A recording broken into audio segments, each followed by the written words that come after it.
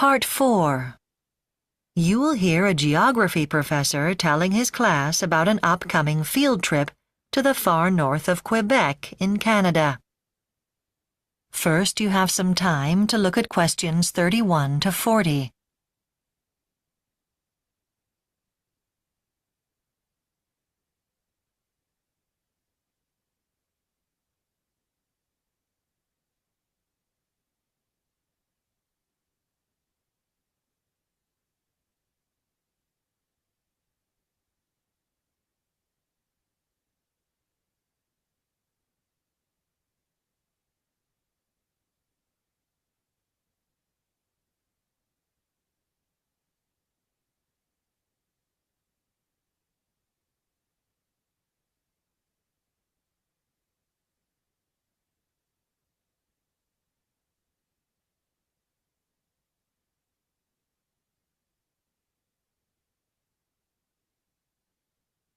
Now listen carefully and answer questions 31 to 40.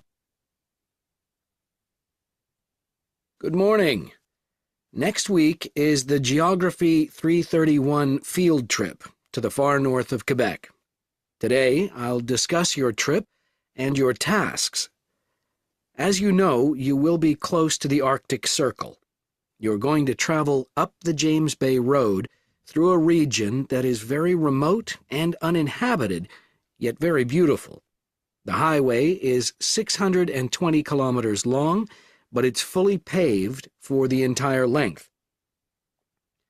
Where the highway begins, there is a roadside office where you must stop. The road is remote, so your registration is very important in case of an emergency. The office is staffed 24 hours per day, 7 days per week. You have to sign in to go up the road and sign out upon your return. For additional safety, at different places along the highway, telephones have been installed which connect with staff in the office. Remember, there is no mobile service in this remote area. The first work of your field trip is at the end of the James Bay Road in Radisson, a small town of only 300 inhabitants. You will stay at Radisson Research Center, which works with various universities and Hydro-Quebec to carry out studies into the ecology of the region. Because the research center and the road exist as a result of the development of hydroelectricity complexes in northern Quebec, Hydro-Quebec is responsible for all emergency assistance and security of all visitors. Your first few days at the center will be spent attending lectures about their past research. You will hear that they have paid particular attention to any disturbance to the land caused by insects. After that, you will visit the various outpost stations. There are 3 of them, and when you visit them, you'll be able to observe how data on the varying patterns of the climate is collected and published for scientific research.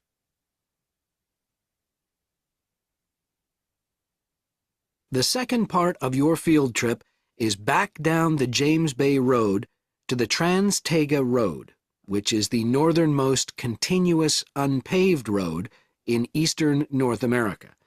In fact, it's very uneven gravel, so drivers have to be very careful. Hydro-Quebec cautions that driving over rocks on the rough road may cause severe damage to the car. Any breakdown is serious, as repairs are costly.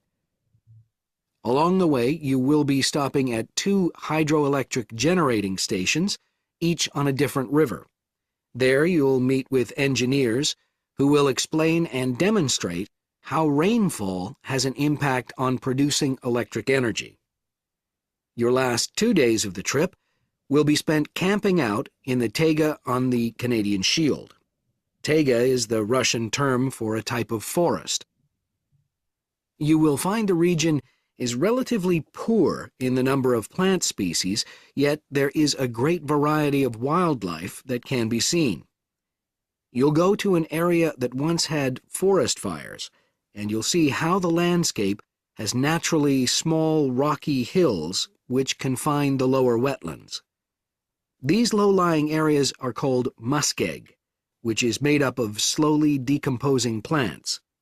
It is not safe to walk on it, as it has pools that are not easily seen, so keep to the rocks.